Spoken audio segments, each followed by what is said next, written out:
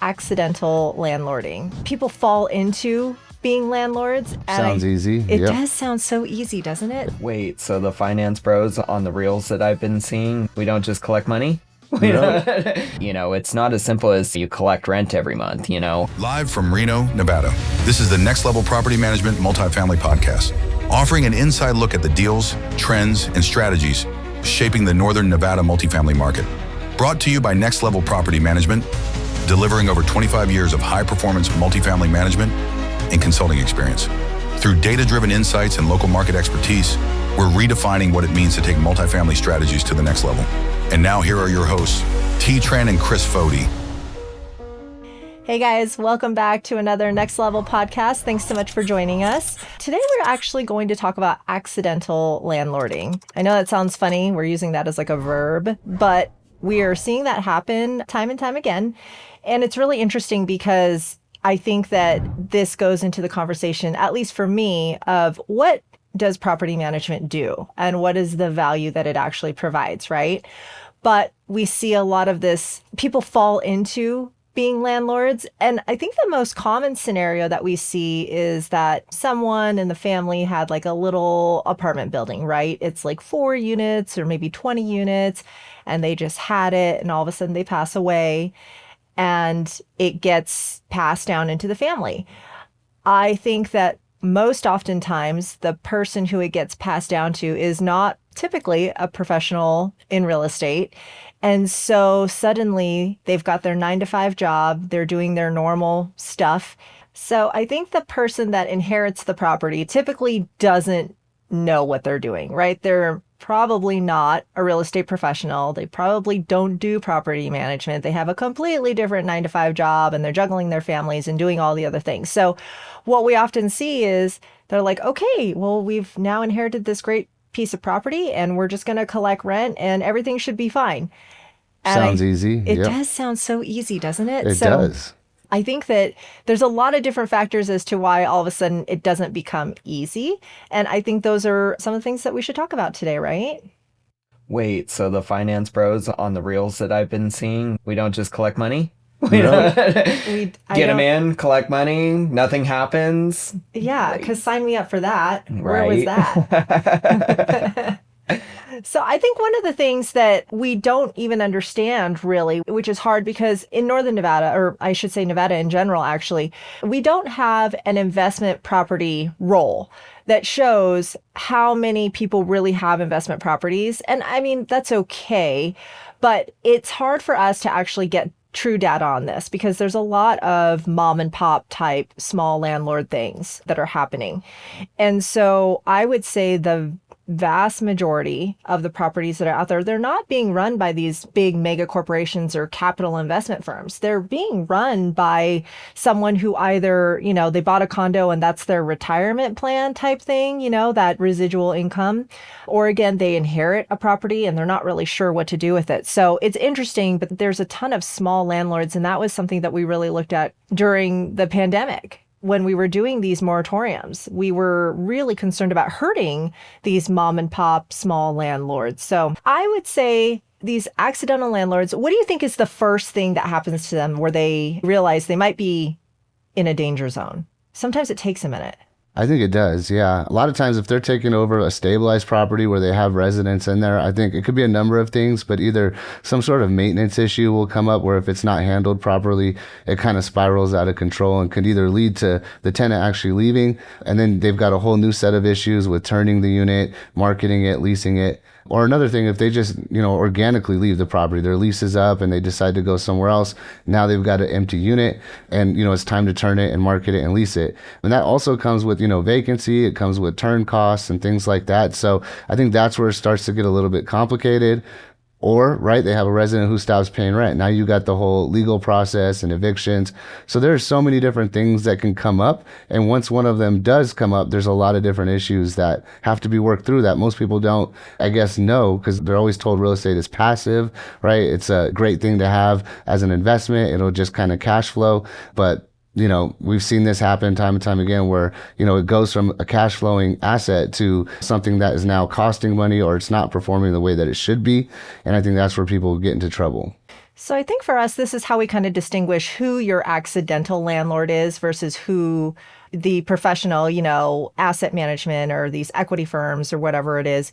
It's the people who lack the systems, right? To your point, if you have a maintenance issue, you don't have a vendor network, or if you have just a problem tenant, you don't know what you don't have those systems in place, right? So I think those people are the ones that we're really talking about, of just not having the full picture and understanding, and then not having systems to really help them get through that stuff. Yeah, I think it's more involved than a lot of people think, just kind of getting into it. And another thing I was looking at, the National Association of Realtors did a survey. And for the people who own like 1 to 4 units, they're usually first-time investors, no formal property management training. So they're just kind of going off of maybe what they heard or kind of listening to other people's stories. But like we said, there's a lot involved there. So again, speaking to the lack of systems, right?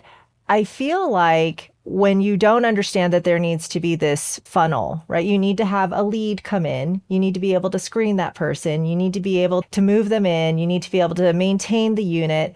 But then when they move out, or for whatever reason, whether it's through the natural term of the lease or something's happening. So I think the lack of systems actually just really ripples out in a way that people don't understand. And one of them, I think, is turnover rate. I think that if you don't have a strong marketing lead kind of system, and you don't have a good maintenance system, people, they'll stay for like the first term of their lease, but you're not providing anything that's actually wanting to make them renew, right? Like if you're not really keeping up on your maintenance in the building because you don't quite understand seasonal, winterizing, summerizing, just something really simple like that.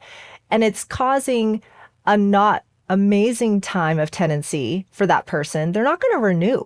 And then if you think you're just going to be able to increase them at a rate that doesn't make sense, they're definitely not going to stay. So I think that turnover is a thing that happens more often on that side of it. Yeah, it definitely is. The NAA did some research in 2023 on this, and accidental landlords experience 35% higher tenant turnover compared to professional management companies. And that just speaks to the things that you're talking about. There's so many different reasons that would cause a resident to want to leave, especially in tough market conditions where there's a lot of competition. If it doesn't feel like a business to the resident, it's kind of a different type of business, right? But housing, they expect certain things to come with that. We talked about maintenance being, the people being on top of the maintenance, and just creating a sense of community in a lot of cases. I mean, a lot of the things that we do, they're not going to know just getting into the business. And so there's so many things that can throw them off that will cause them to want to look for a different housing option. I think these accidental landlords, what ends up happening, and it's unfortunate because this is not their chosen profession, right? And so I don't see, if you've inherited a piece of property, how you can make that transition into, this is now another job I have. Like on top of my 9-to-5 job, I now have this job. Because Skylar, how many hours a week are you on site?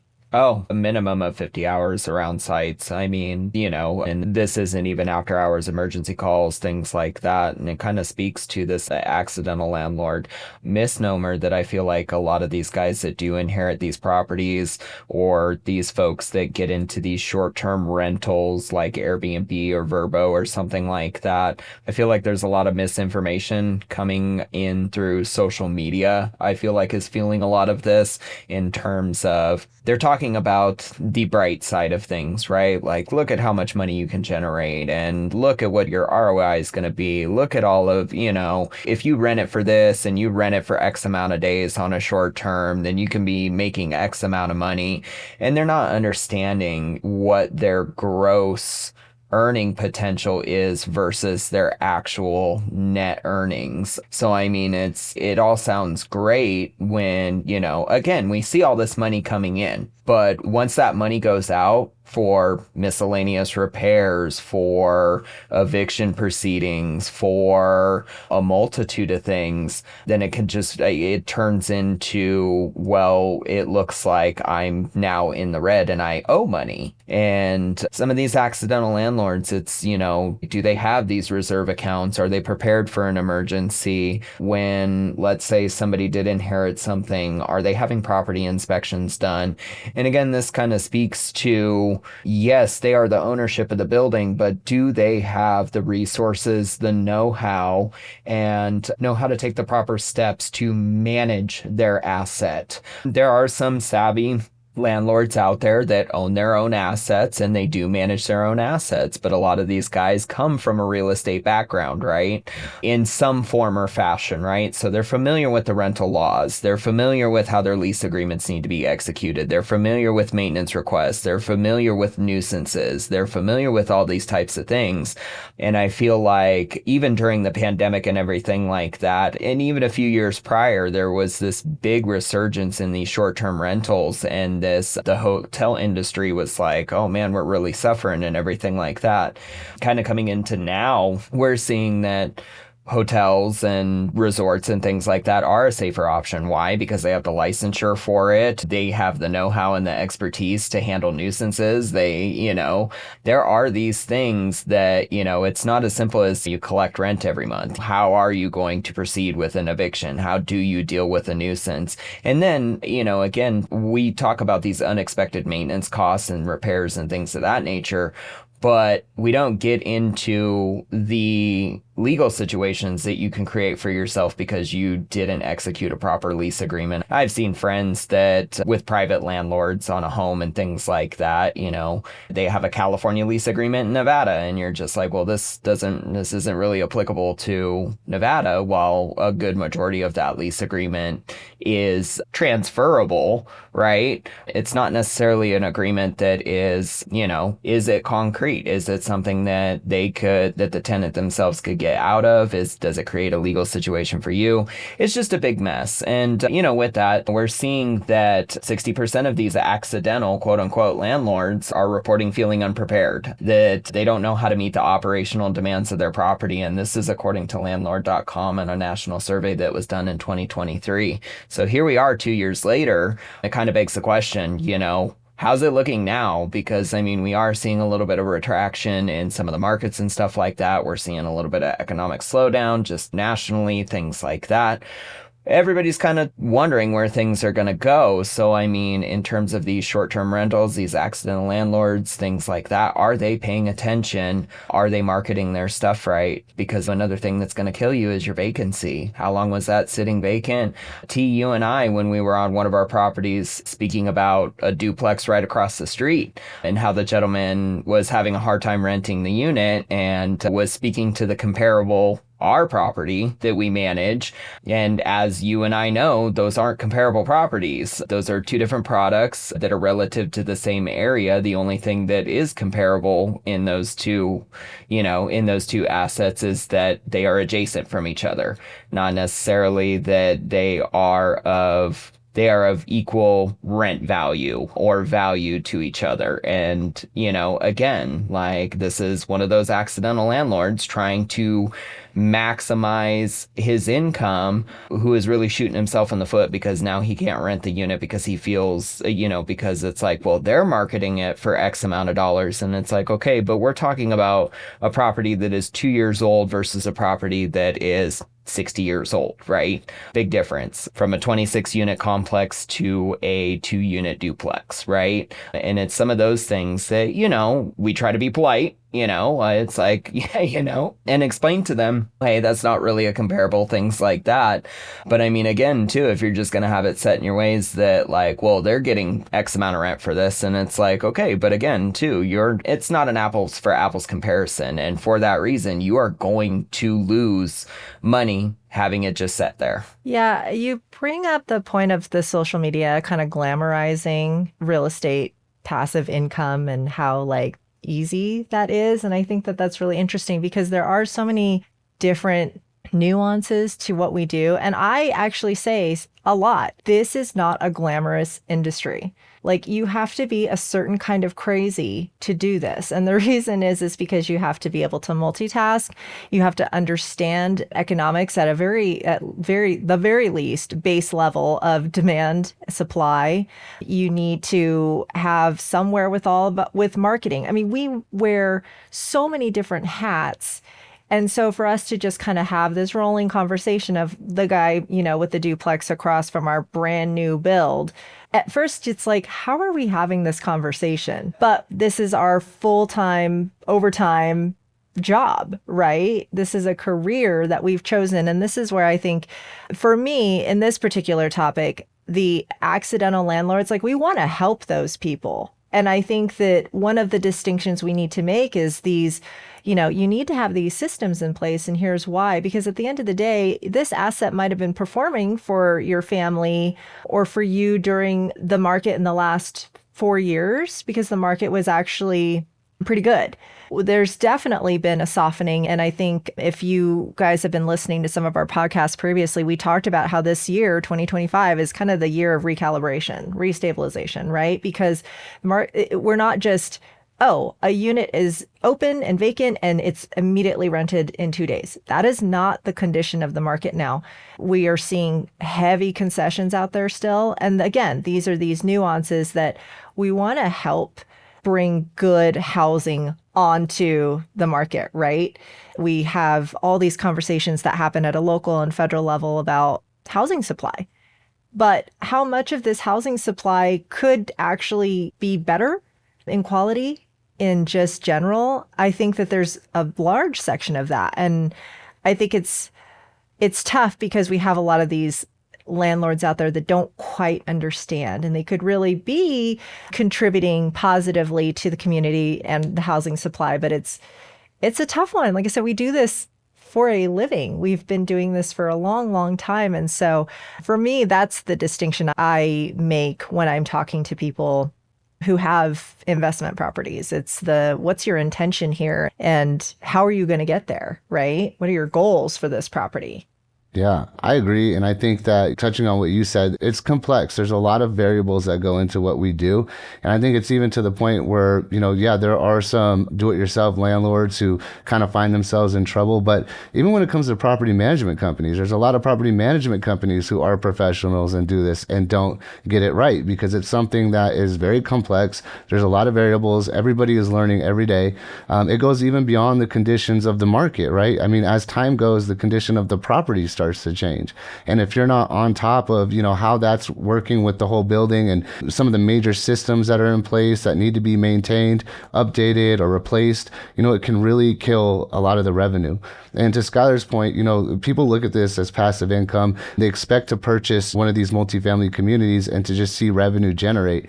And I think there's a few different directions it can go when you take over a property, right? You can either lose money, right, because you're not doing things right, or you can't get control of what you need to get control of. You can operate the property and kind of stabilize it and make decent money, or you can take things, I think, to a whole different level with advanced strategies and really make it perform really, really well. And I think the majority of what we see is kind of that right in the middle. But where we run into, I think, problems with the do-it-yourselfers is they start to lose money eventually and can't even hit those basic numbers. And it's just because, like you said, there's so much involved. It seems easy enough getting into it. But there was another stat I saw somewhere where it takes 2 years about for an accidental landlord to kind of burn out and eventually, say, I need some help here. And a lot of times there's some recovery time with that, right? Like, the new management company has to come in. They've got to assess the condition of the property. They've got to see how it can be positioned and marketed, find good residents. So when I look at accidental landlording and kind of the cost of it, there's a couple of things, right? Your opportunity cost. So the time that you're putting into it. I mean, even if you're putting 15 hours a month into it, I mean, it's over $20,000 a year that you've basically just lost in opportunity cost. But in addition to that, if you're not performing at a high level and the asset's not generating the type of revenue it should be, or the expenses are not where they need to be, the value of the asset goes down. And so a lot more money can be made, a lot more value can be added to the property, I think, with professional help. Well, let's talk about that, right? Like, let's actually break down, what do we think are the actual hidden costs of doing it yourself? I think one of the big first ones would be obviously unexpected maintenance costs or turn costs. That one's really clear and apparent, right? I think following up to that would obviously be your tenant screening. Again, a lot of these accidental landlords, are they aware of some of these management software systems, right? Are they just running a basic credit report and then just kind of looking at that? And then how are they analyzing the applicant of the prospective tenant that they're going to have residing in their unit, right? Because again, I've seen private landlords and stuff like that. They run a quick credit report and, they have you fill out an application, don't really ask any follow-up questions and stuff like that. So, you could really be shooting yourself in the foot because, you haven't done your due diligence. You haven't run a background on this individual. You haven't run an appropriate credit report, depending on where you pulled from, things like that. It may not show information that some of our management software systems do accommodate and show. That could be very hurtful. You could be looking at, and it's going to depend on the state, but you're going to lose money during the eviction process. You already have somebody that's a non-payer. You already have, and then by the time you get them out of there, there's no telling what it looks like, what it's going to cost to turn that back over, how long that's going to sit vacant before you can even start to market it. And then how long are you going to be marketing it before you actually get a tenant? Well, and let's talk about the fair housing component of that, right? So let's say you've got several applicants coming in for the same unit. Are you screening them all equally? Are you using the same criteria?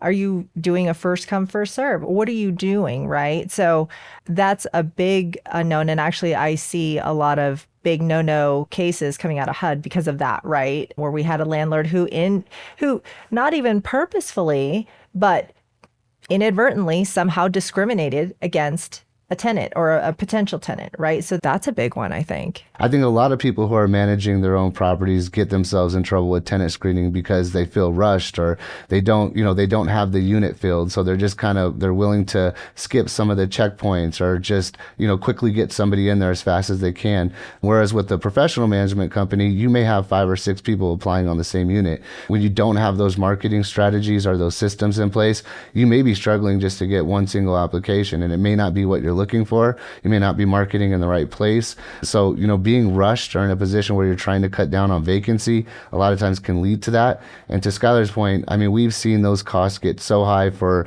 evictions, right? A lot of times you don't have the rent, but a lot of times the unit is not left in great shape. When you have that type of resident, they kind of give up and they know they're on their way out. So that can easily, even a small one can cost you $10,000 between the eviction, the repairs, and the vacancy loss. So it's a big deal not getting the right person in there. Even professional management companies, we run into it, right?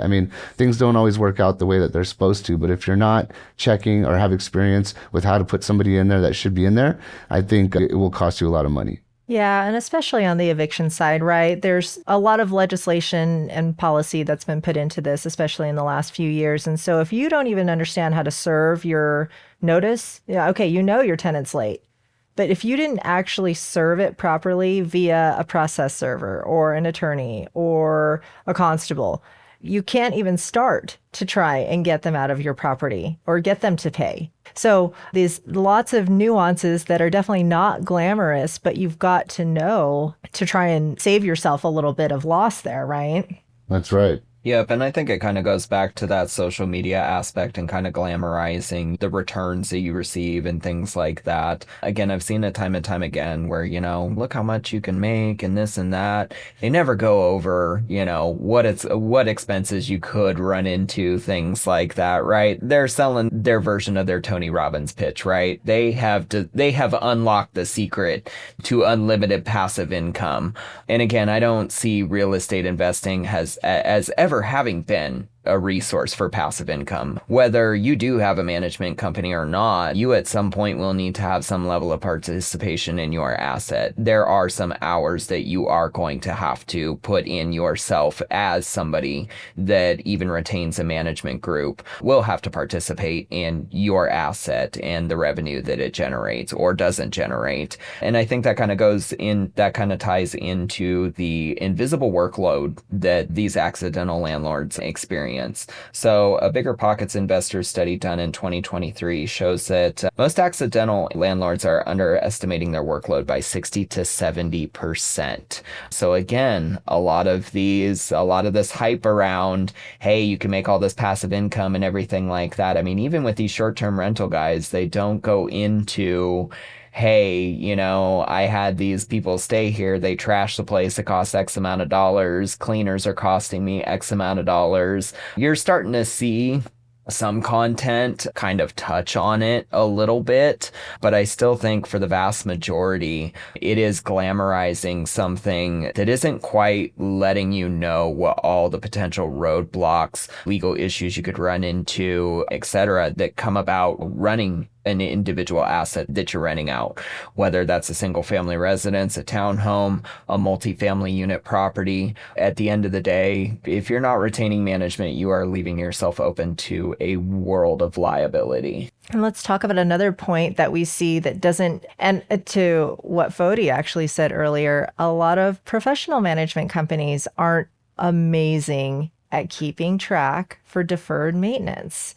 We're trying to be preventative, right? We want to make sure that we have our calendars in place, that we're winterizing and summarizing. We're doing, and some people are like, what are you talking about, winterizing and summarizing? Yeah, no, you need to shut your sprinklers off. You need to drain things. You need to check your air filters. Again, for a lot of us, this is like, well, yeah, of course. But that's because we are spending 50 plus hours a week doing this, right? And talking about this and look at the expenses and buying the filters and having the maintenance guys install them and scheduling with the tenants to get the access to install them. There's a lot that goes on. So, I mean, just on deferred maintenance costs, and this is where Fody and I actually, oh man, when we have to do budgets, this is where we have to get the crystal ball out, right? Yeah. And we talk about, all right, what's the age of the building? What are we looking at? And for one big mistake we made, the boiler, right? One of our properties. Yeah, we had a takeover.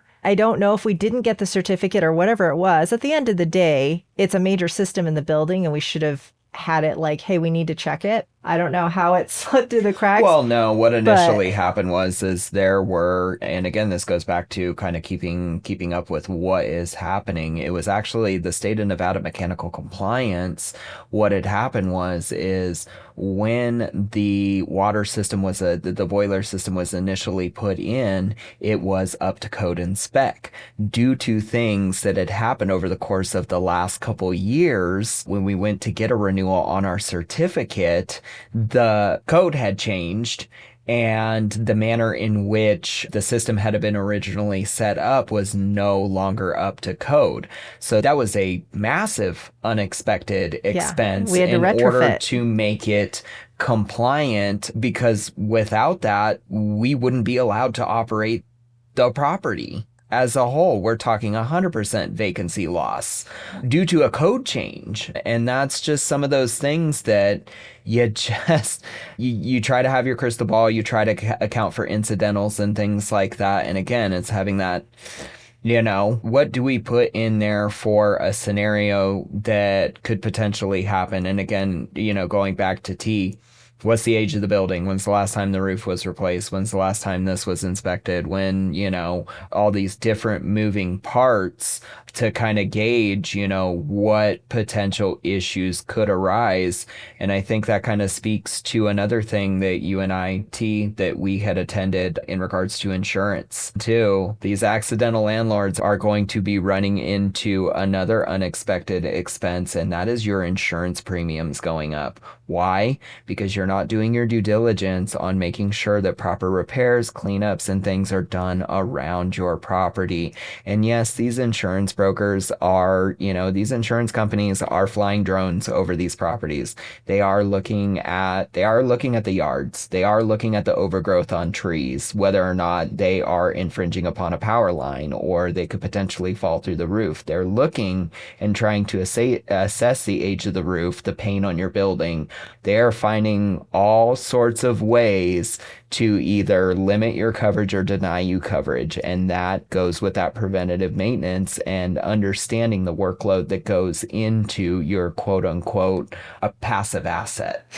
Yeah, we have a whole separate podcast coming about the insurance because that was incredible. It was. On a not necessarily positive note, but I'm glad that you brought that up. Well, when it comes to insurance, the Insurance Information Institute did some research in 2024, and properties with documented preventative maintenance programs receive 12 to 18% lower insurance premiums. So these percentages are huge when it comes to your expenses, right? And, when it comes to deferred maintenance, the Facilities Management Institute did a research in 2023, and every $1 of deferred maintenance typically costs $4 to $7 to remedy when finally addressed. So we're talking about 400 to 700% increase if you don't spend that money to take care of the things up front. So like you said, when you're doing the budgets, you got to look at these things. You have to spend money in the right places to avoid spending a lot more money. And like I said, these percentages are huge. They will quickly eat at your NOI, which not only affects cash flow, but affects the overall value of the asset. Yeah, I mean, you're looking at the financial health, and oftentimes Skylar and I are looking at the physical health of the building, right? The actual structural integrity. And some of these deferred maintenance things that happen to some of our owners, it's like, whoa, no, it happens. No one can expect or predict a lot of these things. But man, do you want to know who to call at 2 a.m. when that water main goes? You do. You want to know who to call. And I think that's one of the things that people who do their own management really struggle with is suddenly they're trying to figure out, okay, I have water flooding into somewhere. Who do I call to get this handled? Yeah, and not only who do I call, but how much do I pay? So it's us being in this industry for this long has not only allowed us to build up our contacts, but we also have relationships in place where we're able to get discounts on a lot of this work versus, an owner just calling themselves, not having those relationships or dealing with these people on other properties. A lot of times we're able to get discounted rates and bring those expenses down through those relationships. Yeah, absolutely. So maintenance, again, it's, people think it's just, every now and then I need to do a work order. It's so much more than that. And I think that that's just one of the points that's really important to think about.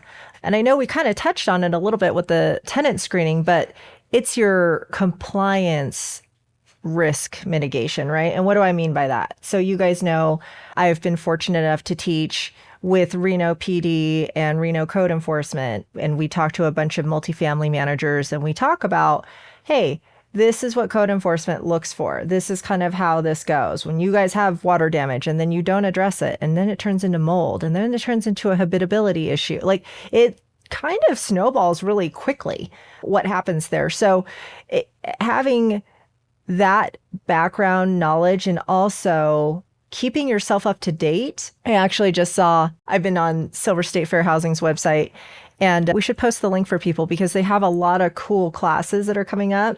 Some of them are the basics, right? But when was the last time you went to a fair housing class, Fody, right? Like we've got to brush up on this kind of stuff. And there's things that change. There's things that change with reasonable accommodations for animals. There's things that change with ADA. I mean, there's a lot of things that just kind of run in the background that don't necessarily make the front page of anything, but you've got to kind of keep up on that knowledge. And if you don't, and you find yourself on the end of, I'm not going to install a ramp for you, even though you've asked me to, because you have some sort of need, man, that gets costly. Yeah. Did you know that the average settlement for a first-time fair housing offense is $16,000? Ouch. So that's a big hit. Ouch. Is that including attorney's fees? Probably not. Probably not. No, Probably not. Yeah, so there's a lot to be aware of when it comes to, compliance. The Nevada landlord tenant law includes 127 specific statutes that most do-it-yourself landlords aren't aware of. So it's a lot to kind of not only understand, but keep up with, because these things are also being, revised as time goes on. Oh, yeah. I hope you guys caught our legislative update because we had session this year.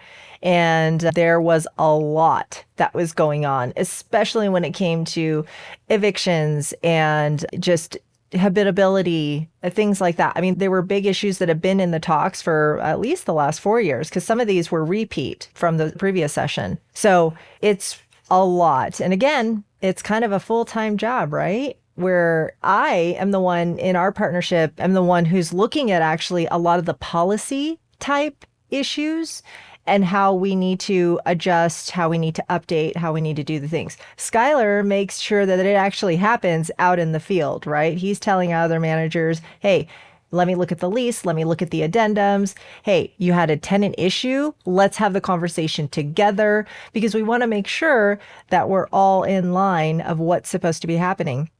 And obviously, when something not so great is happening or there's a security deposit that's missing or something like that, this is where FODI's like, hey, did we miss a deadline? What's going on here? Did we get this out in time? There's just so many moving parts. So I will tell you, I'm not the end all of end alls in property management, which is, it's impossible.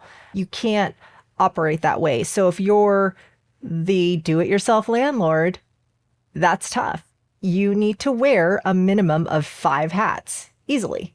And I think that that's an ask that doesn't make sense of anyone in any industry, especially when you're dealing with housing. So, yeah. And when it comes to compliance, that can lead to lawsuits too, right? I mean, we've all heard like it's not if you get sued, it's when you get sued, right? That's something in this business that you hear people say. And when it comes to do-it-yourself landlords, over like a 10-year period, 1 in 8 landlords will face legal action. Now, when you change that over to professional management companies, that number changes to 1 in 35. So a professional management company has about 80% less likely chance of getting sued for something that is, out of compliance. Yeah, makes a lot of sense. Like I said, lots of laws change, things happen very quickly and they evolve. And so it's just something else that you've got to keep on your radar.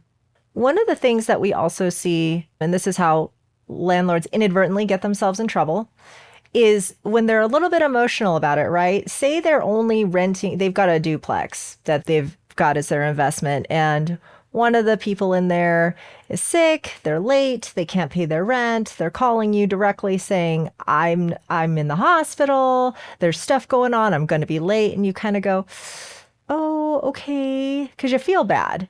You feel bad, right? Now, are you following up with, hey, let's go ahead and put a payment plan together? Probably not. So there's a difference there, because if you're showing this kind of leniency towards the one, right? And say they do catch up and everything was fine and well. We'll say the other half of the duplex next month calls and says, hey, I don't have the rent. I'm going to be late, whatever. There's no story. There's no nothing. You're like, no, pay up. I'm going to serve a notice on you right away. Like, you need to tell me what's going on and I'm going to serve it. So are you treating both of your tenants fairly and equally? It gets very tricky very quickly. So having just a firm checklist that you stick to, a timeline that you stick to. I mean, it's hard because you're dealing with people. I tell people all the time, you've got to remember that we are in the most intimate space of where you're dealing with people. It's their home. We see everything that happens. We see all the good, all the bad. We get to know these tenants in a way that it's weird sometimes, because you're like, dude, I don't even know half of my family this well, because you see the comings and goings.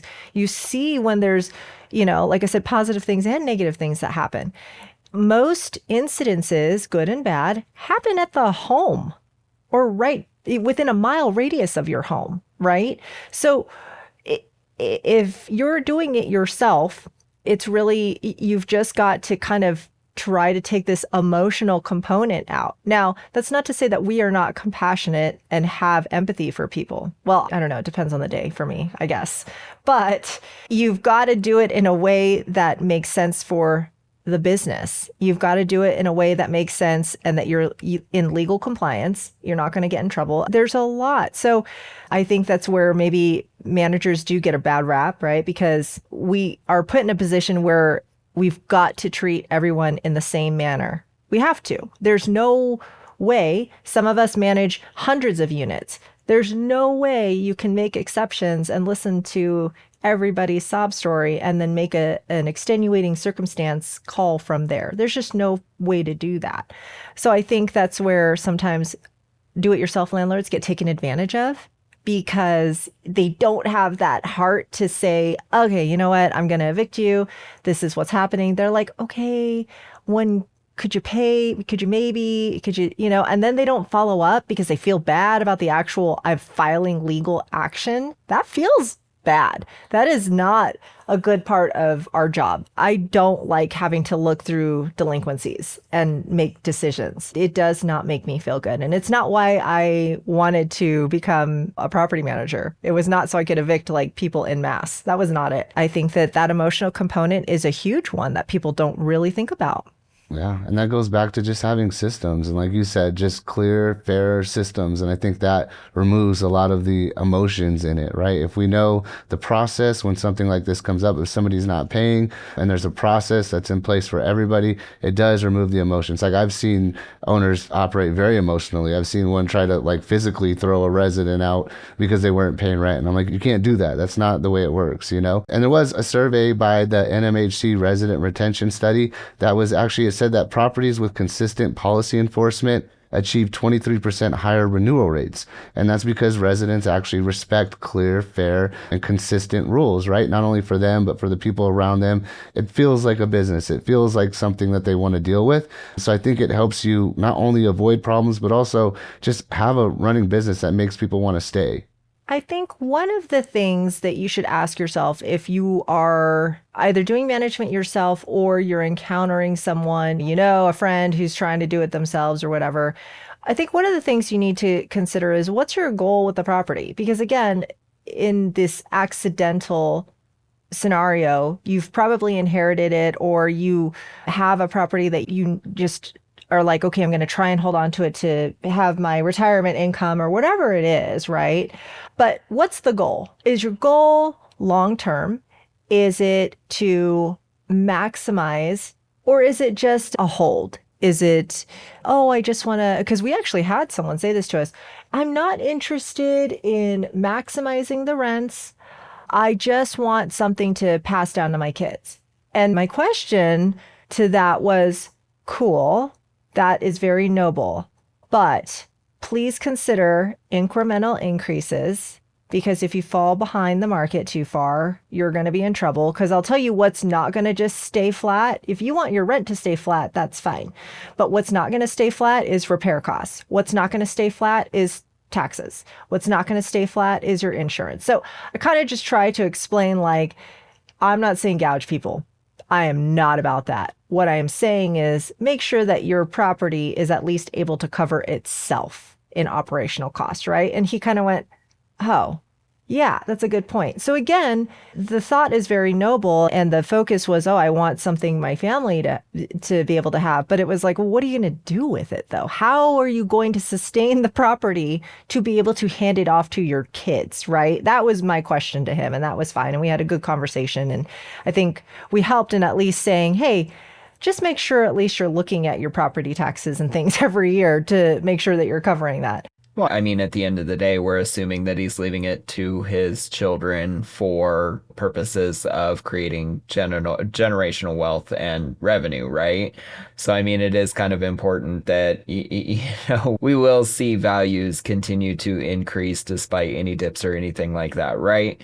So, I mean, I'm thinking that when this individual does want to leave it to his children, I can imagine he's not wanting to leave it with massive capital improvements, basically leaving a debt wheel to his children, right? The sole intent is to leave something of value, not something of a liability. I don't know. That's a tough strategy for me. I mean, there's a lot of different ones, but that's a tough one for my brain to understand. Like, I want to buy a McDonald's, but sell as little hamburgers as possible. Like, it is a business and there's a way to operate it and make it operate better. And that's more money for your family to work with in the end. But I get it. Not everybody wants to be too aggressive. And I think there's a way to increase things over time without being too aggressive. I mean, it's just like you said, expenses are going up. There's all kinds of things that need to be considered. The property has to be maintained. I mean, I'm sure the residents would prefer paying, whether it's a $25, $50 increase for the year, but seeing, the systems being kept up to date, not having to deal with maintenance issues throughout the building. So there's a lot of different factors there, but I do agree that getting to the goal is really important because there's a lot of different directions people can go when they purchase a multifamily property or one is handed down to them. A lot of people do like to see the cash flow come in as much as possible. Other people, it's more important to see, the residents happy and to have 5 stars on their community and something they can be proud of. But getting to that goal, I think, is going to be really important. Yeah, and that's a good point, Fody. I mean, you talk about like the community aspect and just having happy residents, which sounds funny, but in that particular scenario, those owners are very focused on retention, right? They are not opposed to the incremental increases that make sense for the building, but they're super community fixated. So they like to focus more on community engagement, right? They actually set aside some money in their budget for events, which is wild because those residents come out in droves for those events. And they're not even like these huge parties or anything. It's just a little fun activity here and there, but the staff there really understands what the goal is for that property. And so they're very engaged. They know all the tenants by name. Like that is truly their mission statement. Like that's their whole flagship thing is we want to be very community oriented. We want people to know each other and have that neighborly feel. So a very different idea when we're talking to them about their budget and where money gets spent. If it's a do-it-yourselfer, is that something that is important to you? Is it something that's even sustainable? Can you do that? Do you have that extra little push to, maybe give the building a facelift and do something nice? Or do you do thank yous for your residents when they do renew with you? I mean, lots of different thoughts there because the other group, they're so focused on retention. Turn costs, we don't put aside a ton for in their budgeting, because they have their retention rate is higher than other properties that we've seen. And it's a credit to the effort that they are putting in on the other side to make that happen, right? So less on turn costs. Yeah, maybe they spend a couple $100 here and there for like a fun little donuts and whatever, but I think it's worth it to them because that's their focus and it's a long-term hold. So yeah, I think goal setting is just really important. If you're managing it yourself, there's a lot of components to think about if you're looking to empty out an entire building, right? And go maximum rent. You know what you need? Marketing. Yeah. To that point, like that should be step one, setting the goal, because I think that leads to everything else, right? That'll understanding what you want to get out of it, then you can start to put a strategy in place to how you'll get there. So really important. Yeah. Well, and I think we've touched upon this in, previous podcasts and stuff like that too. Make sure, we see by these statistics that these accidental landlords over the course of about 2.25 years will start to seek out management and everything like that. That being said, and this is something that we've touched on it from a management point of view, but I feel that for these quote unquote accidental landlords, it's important when you're searching for a management company, this isn't necessarily how cost effective it's going to be for you, right? Does the management company that you are seeking have views that align with your views, right? Because you could have two conflicting scenarios of the ownership. This is what they want to see, stuff like that. So I would encourage people that do have assets that are considering management. It's not necessarily the price of what management will cost, but does management share in your position of what you are wanting to do with that asset, right? Is it a long-term hold? Are they wanting to long-term hold that with you? Are they providing you the information that you need? Because at the end of the day, if you're going with the most cost-effective option, you're putting yourself basically back to square. You might as well be managing it yourself at that point. That's right. I mean, you could be leaving a lot of money on the table, right, by going with the most cost-effective option. Maybe that option doesn't understand marketing strategies or how to keep up with the market conditions. So the cheapest thing up front is not always the best for the long-term outcome of the property. A lot of things need to be done to get that property performing at a higher level, and paying the least amount of money to make that happen is not normally the best route, I would say. Well, you do get what you pay for. I firmly believe in that. And one of the other things, and you guys hear me say this all the time, is compensation is not necessarily just monetary. If you are trying to manage your own, 8-unit property and you've got a real 9-to-5 job and a family, the stress and just emotional burden, and I will say burden because it is, that comes with that, because now you have an extended family. You've got 8 other units, and the people that live in there, you have to treat them like they're your children. You have to. It's that Olive Garden mentality. If they're there, they're family. So is it worth that? And I will tell you that I think that's kind of that burnout point that you guys are talking about, that 2 years on where they're just burnt out. They're just emotionally, physically, they just can't handle that. And it's understandable because, again, we make careers out of this. We've been doing this for decades. And so to expect for one person to be able to just shoulder all that and think, okay, yes, everything is running so smoothly, everything is perfect. I think that's a huge ask of yourself and an expectation that's not necessarily fair or realistic. So, asking for a professional to come in and help you do the things, I don't think is bad or a weakness. I know that some owners are like, oh no, I can do it myself. I'm like, yeah, you know what I say all the time? I can, but should I?